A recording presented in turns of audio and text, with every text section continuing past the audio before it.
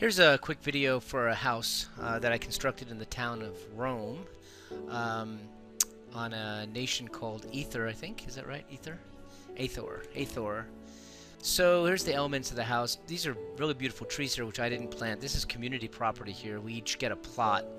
These are dark oak trees, which are pretty spectacular. So we're given a plot, and we have to go out and get our own materials, and it takes time. We're not administrators or anything like that. We're just people out there working. And so what you see here is when we first get a plot, we have just basically the plot is ringed by these stone slabs going around, and otherwise it's just a lawn. You'll see that in the back, what that looks like. But we have here cobblestone on the bottom with some glass here, and then this is polished granite. Polishing the granite is a two-step process. You harvest or mine the granite itself, and then you polish it using a workbench.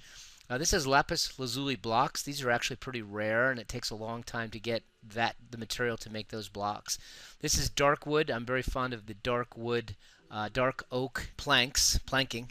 And so that's the front of the house. And the second story is, again, cobblestone. And then this is polished andesite, which is a type of sort of gray rock. Unfortunately, it's dark. I don't know. It keeps going, getting dark and then getting light again. This is polished andesite here, trim, and otherwise it's all dark oak.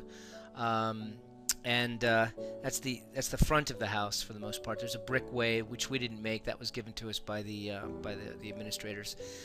These are iron doors, and they have special triggers when you walk on them. But we're going to go around the side of the house now. When I first got the plot, I planted a tree, a little sapling, and it grew up and sort of became part of the house in a way, and you'll see that on the inside. But here again, for privacy, we have a little polished andesite, a little bit higher. We've got polished granite here, followed by the dark wood, and then cobblestone up above, a little bit of cobblestone trim here, and a couple of trees that we planted a long time ago. And this is what a plot mainly looks like when you first get it. It's just an open space, grass. Somebody's done a little bit of building here. This is my neighbor, Soren Siribu 6 or something. And then I'm going to show you the back side of the house here facing that plot, what this looks like here. So again, it's this concept of fundamental cobblestone on the bottom with some polished andesite trim, as well as dark oak planking, and those are beams that go in. You'll see that in a moment. With some glass, a little bit of glass, and then the second story has quite a bit more glass, larger windows, to look out over the town, and then the roof, of course, is that same dark oak material. And then finally, we'll run over to the side of the house here, which we have here as a sort of could be construed as the main entrance, since most traffic will be coming from town, the market, coming down to the corner house. I'm overlooking the ocean. They built a very large tsunami wall here for us for protection. Occasionally there's tsunamis that come through here. So anyway, so again, the trim of the lapis lazuli blocks, which is a several step process. Hard to get that stuff. You got to go deep into the earth to get it. And then a whole bunch of polished granite and a lot of glass in the second story there. That's sort of a wide open cathedral ceiling. You step on these iron doors and they just open. And then here we have a combination of, again, of course, we have the cobblestone on the inside with a lot of glass. This is polished dorite. Notice it's diorite. Sorry, diorite. It's a little different than the polished andesite as you see here.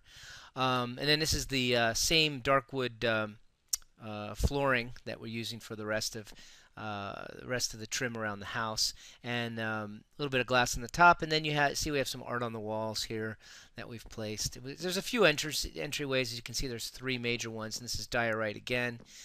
And here's just the first great room. We haven't really built any furniture yet. These are chests that contain a lot of stuff, iron ingots and obsidian and iron ore. We have to forge everything. We have to build all our own tools. Here's a stone pickaxe. Here's an iron shovel and iron. So if you want to build something like an iron sword and an iron shovel or anything like that, or an iron pickaxe, you have to actually essentially make it. you have a crafting table here where you put recipes on and you make those things. And then here is an actual furnace. So you put some coal here, and then you put a little bit of iron ore. Demonstrate that real quick just to show. So we got gold ore, which is nice, but iron ore is very useful. It's hard, good metal. So we take a little bit of coal and we add a little bit of iron ore, and we see the process is beginning to spit out iron ingots. With those iron ingots, we go to our crafting table and we construct these tools. We can't do anything without these tools, so it's really important to get that done. There's an iron ingot right there. I can let that cook and show you the rest of the house. So as we're coming around this way, you'll see that I have a kind of a discrete stairway, a very quick stairway that I can pop up the second story with a little bit of plants on it. This door is normally closed. It looks like that. Just open it up.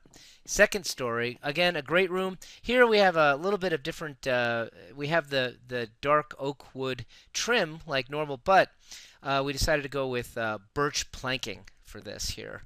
And the birch planking, and it provides a kind of a nice contrast. And you'll see here, these mirror the beams. And those are the beams that we constructed.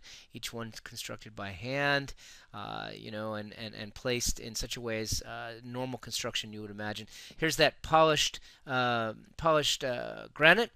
And then here we have sort of a great, this could have been a big fireplace. I might still make it into that, but you can't have, fires are forbidden inside of houses in this piece of property that we have here. And that's that one side. And then over here we have a, you know, a little bit of sort of a little area to hang out in with a little bit of art and some torches. Probably going to have a nice little place to read with some books eventually. And we have a nice little chest, some more artwork, and then we go up into the attic. This is a nice little. See how we can see our neighbors here, and you can see the corner of the wall, guarding the town more or less from things like natural disasters and other bad factions that may come in and hurt us. This is mainly, as you can see, this is mostly birch planking with the dark oak. You can see up here, this is a dormer that we just built today. You can see the market. You can see some of the neighbors here. Here's another dormer with a different style, a more traditional dormer overlooking the ocean and the wall and then the ocean beyond. This is where one might sleep. And here's some, again, a furnace, crafting table, and a whole bunch of stuff that, you know, we needed when we're constructing this house. And then here is kind of an interesting little touch where I love the view so much that I just left it open. See, the doors are flung open. It doesn't rain that much here. And then come to the edge here, and we can really look around this town. And it's a nice little town. It really is. I mean, those trees are magnificent, big oak trees, really beautiful. And that is the town of Rome as it stands now. There's a building contest. I'm going to submit this. I'm never going to win because I don't know what I'm doing. I have a little bit of some skylights in here. But still, though, it's been a blast. It's been a lot of fun. There's skylight there. And heading down. Now, just like you would have a hometown like this, or a townhouse like this, a townhome like this in town, of course, I have a cabin in the woods. And so I will show that very quickly, and I'll just go home right now, and we'll just pop into that little cabin that I have in the woods. Now, the beauty of this cabin is its location. I mean, this cabin is in a magnificent flower forest. It's just an amazing, beautiful flower forest. This, I guess you could call it a cabin. It's maybe a little grander than a cabin. It's 3 stories high, but nevertheless, it's a birch forest with a ton of flowers, and there's some very interesting vegetation. Here, this tree popped up somehow strangely through some kind of strange circumstance. It looks like a jungle tree to me, but I also planted a couple of interesting trees in this area. I planted some double oaks. Where are they? I guess I planted them down here. Planted them over here. Some nice double oaks. As you can see, it's starting to rain finally. Yeah, see how that stands out in this little flower forest right here. We've got some bamboo that we have next to this. This is a great little place to hang out right here. It's pretty magnificent, actually. But again, I'll quickly show you the cabin. I can get up there really quickly. See, the rains don't last long. So downstairs, it's a small cabin, and I haven't put any flooring down yet. It still has the raw floor, but it's got just utilitarian kind of place. Again, its location. It's really not anything magnificent here. It's mainly a cobblestone home. Just plenty of windows to be able to look around, and your tools. The usual furnace and everything that you need. And on the second story, oh my goodness, this is a bad guy. We have to actually kill him. Occasionally these pesky creatures come in. This happens to be a skeleton shooting arrows at me. Sorry, had to use my sword to get rid of him. Dispatch him very quickly.